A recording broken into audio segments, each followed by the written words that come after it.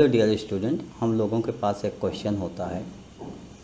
वो क्वेश्चन ये है कि if the area bounded by y equal to x square plus 2x minus 3 and the line y equal to k x plus 1 is least, mean area आपका minimum है, then find the least area, और वो area आपको find out करना है। तो इस तरीके से हम एरिया कैसे फाइंड आउट करेंगे, आइए देखते हैं। सबसे पहले हम क्या करेंगे, देखिए यहाँ पर y इक्वल टू आपके पास एक कर्व दिया गया है x square plus 2x minus 3।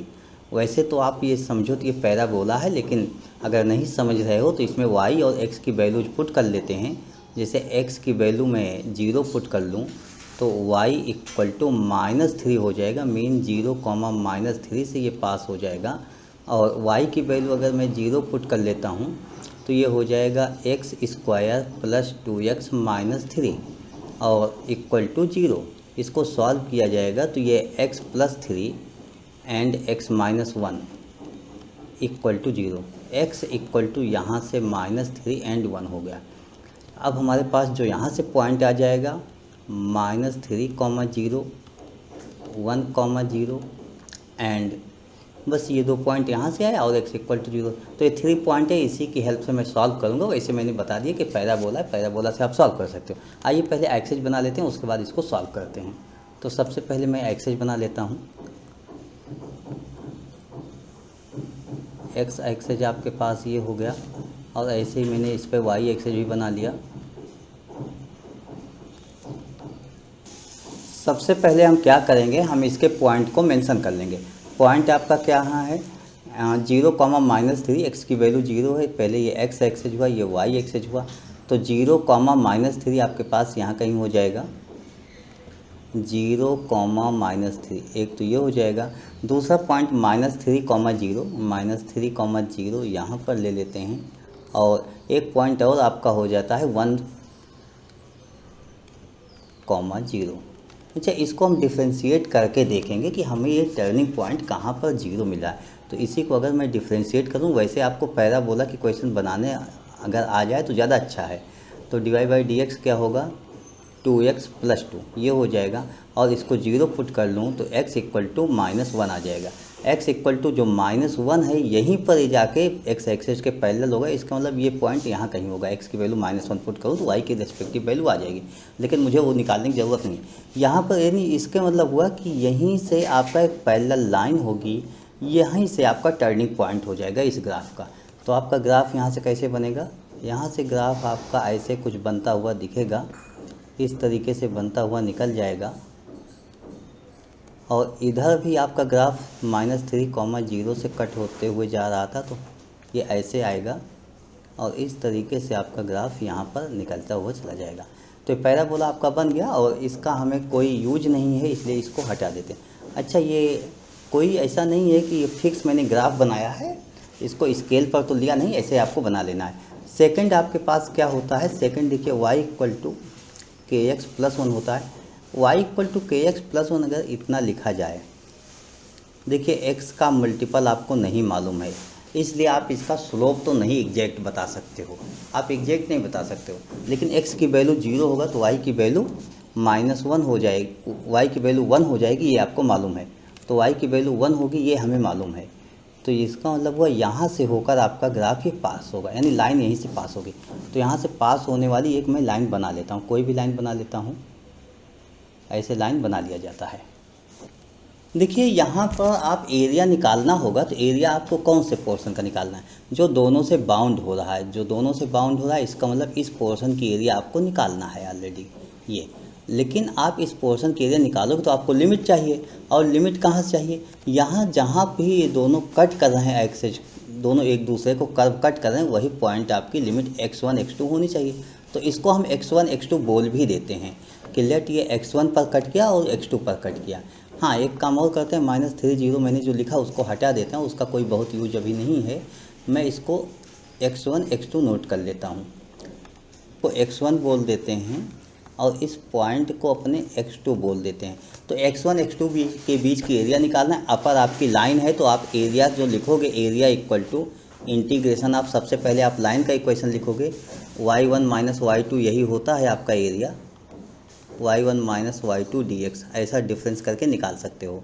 तो इसी में हम वैल्यूज पुट करेंगे और सॉल्व कर लेंगे। y1 लाइन से लिखेंगे और y उससे लिखेंगे हाइपरबोला से। तो ये हम लिख लेते हैं और सॉल्व कर लेते हैं। आइए नोट कर लेते हैं।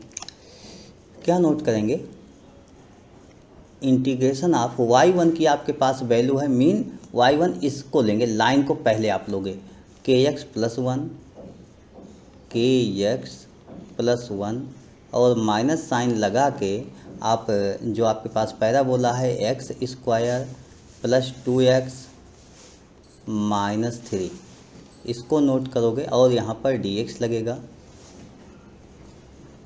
लगेगा। लिमिट आपके पास x1 से x2 हो गया। अच्छा, x1 x2 अभी हम लोग निकालेंगे, लेकिन अभी हम नहीं निकाल पाए हैं, तो बाद में अभी हम लोग निकालते हैं।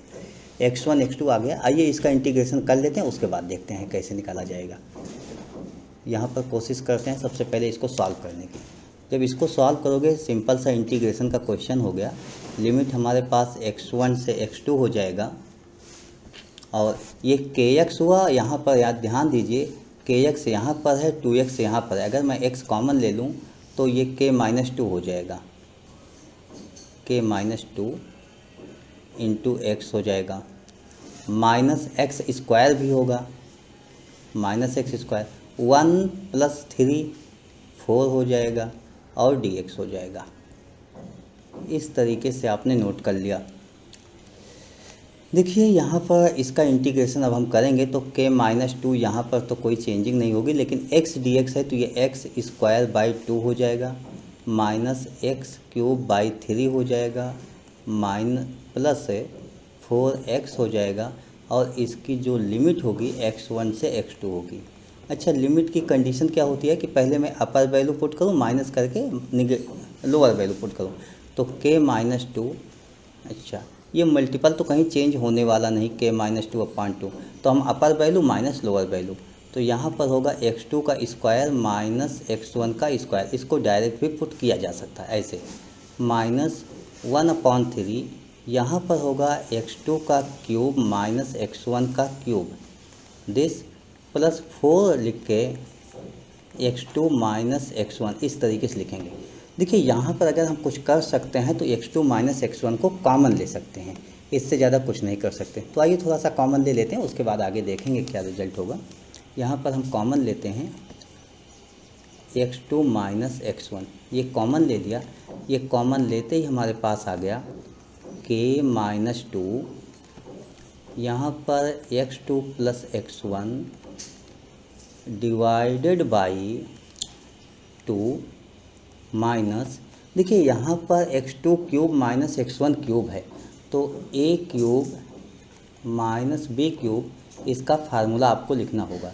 इसका फार्मूला एक में तो a माइनस बी होता है, दूसरे में a square plus B square plus A B, ये फार्मूला होता है। तो इसी फार्मूले का यूज करेंगे। x2 माइनस x1 आपका कॉमन हो गया, तो आप लिखोगे x2 square plus x1 square plus x2 x1, ऐसा आप लिख लोगे, होल डिवाइड बाई 3 प्लस 4। ये आपने टोटल नोट कर लिया। यहाँ पर अब हम देखेंगे कि इसकी वैल्यूज हम कैसे पुट कर सकते हैं। तो इसकी वैल्यूज आप कैसे पुट कर सकते हो, आइए हम लोग डिस्कस करते हैं। पहले x1 x2 कहाँ से निकलेगा, दोनों कर्व सॉल्व करने से। तो हम पहले दोनों कर्व सॉल्व कर लेते हैं और वहाँ से वैल्यूज देखते हैं। हमारे पास एक लाइन का कर्व होता है और एक पैराबोला का, ये दोनों हम सॉल्व करते हैं। दोनों सॉल्व कर लेते हैं, लाइन और पैराबोला। इस तरीके से मेरे पास कर्व हैं, आप दोनों कर्व देखते रहो, दोनों को सॉल्व करते हैं। देखिए आपके पास जो पैराबोला है वो x square plus 2x minus 3 है, और लाइन kx प्लस 1 है आपके पास। This equal to kx plus 1 हम लिख देंगे, this equal to kx plus 1, kx plus 1। इसी को आप सॉल्व करके x1, मतलब इसके दो रूट्स मिलेंगे, 2 रूट्स मिलना चाहिए, एक x1 होगा एक x2 होगा। तो ये एक तरीके से आपका हो गया क्वाड्रेटिक क्वेश्चन। यहाँ से हम क्वाड्रेटिक क्वेश्चन सॉल्व करना चाहते हैं। तो क्वाड्रेटिक क्वेश्चन कैसे सॉल्व करते हैं, देखिए एक्स स्क्वायर ये होगा और x को इस साइड लेके आओ तो x कॉमन हो जाएगा, प्लस 2 माइनस के इंटू एक्स, -3 -1 -4 इक्वल टू 0। हम कहते हैं इसके दो रूट्स होते हैं x1 x2, तो सम of roots x1 plus x2 जो होता है -b/a होता है, मीन ये k-2 हो जाएगा। प्रोडक्ट ऑफ रूट्स की जब आप बात करोगे x1 x2 की बात करोगे तो c/a होता है, मीन -4 हो जाएगा। ये आपके पास रूट्स हो गए। अच्छा, तो क्या हम x1 माइनस x2 निकाल सकते हैं? x1 माइनस x2 इसलिए कई बार वहाँ पर यूज किया गया था। x1 माइनस x2 निकालने का तरीका होगा x1 माइनस x2 का होल स्क्वायर, जैसे माइनस, ये हम प्लस लिख लेंगे और माइनस हो जाएगा 4 times x1 x2।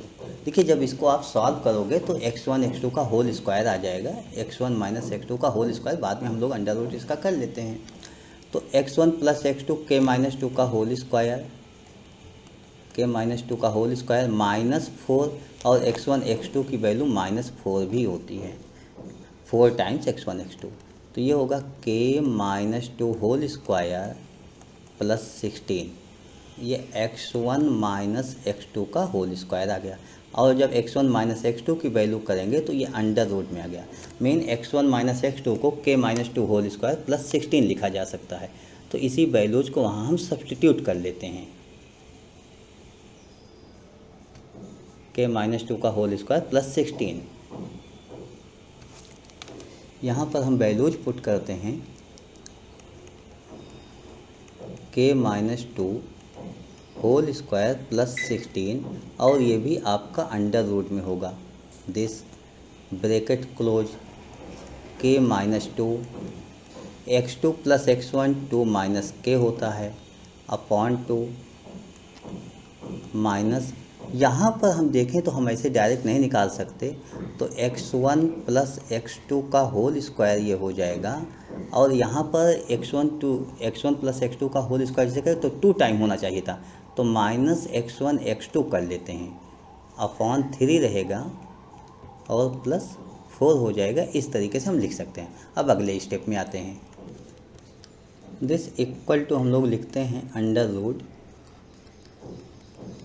k-2 whole square plus 16, ये 2 माइनस के नहीं, ये तो k-2 होना चाहिए, चेक कर लेते हैं, k-2 होगा, मुझे लगता है मैंने गलत नोट कर लिया है, तो ये देख लेते हैं क्या नोट था हमारे पास।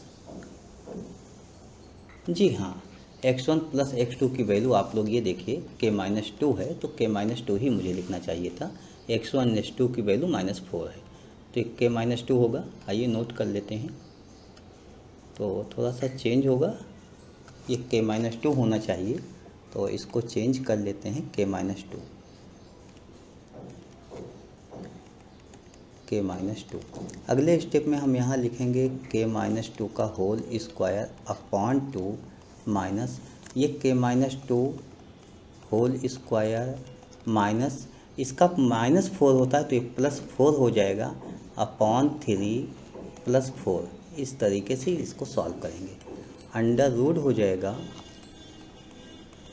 k-2 whole square plus 16 this. अब हम यहाँ एलसीएम ले लेते हैं, इसी समय एलसीएम लेके भी सॉल्व कर लेते हैं, तो ये 3 और 2 हो जाएगा 1/6 होगा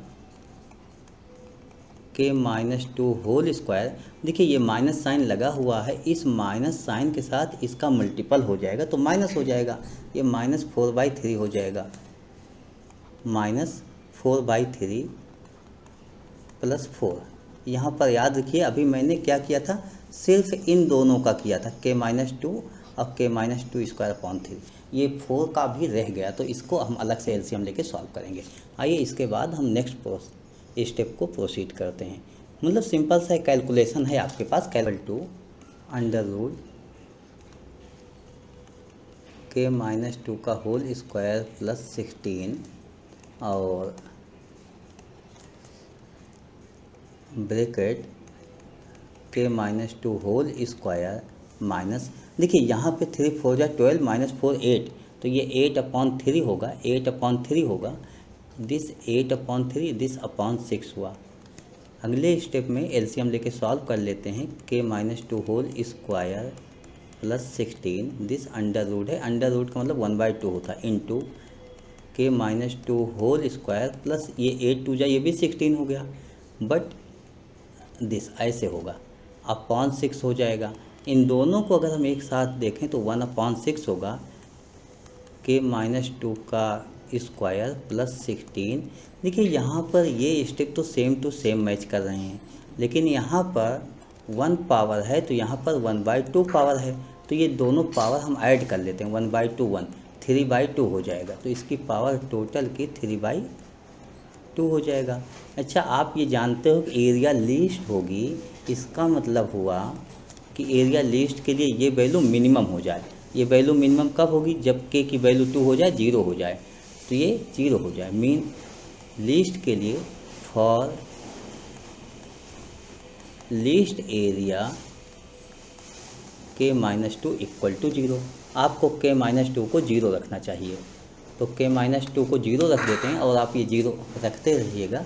उसके बाद 1/6 से ये 16 की पावर 3/2 हो जाएगा। 3/2 1/6, 4 स्क्वायर 3/2, ये 2 कैंसिल होगा, 4 का क्यूब 64/6 होता है, और इसको 2 से डिवाइड कर लीजिए, 32/3 स्क्वायर यूनिट। इस तरीके से आपने निकाल लिया, तो यही आपकी लिस्ट एरिया हो जाएगी। I hope you understood explanation of this question. Okay, thank you, bye.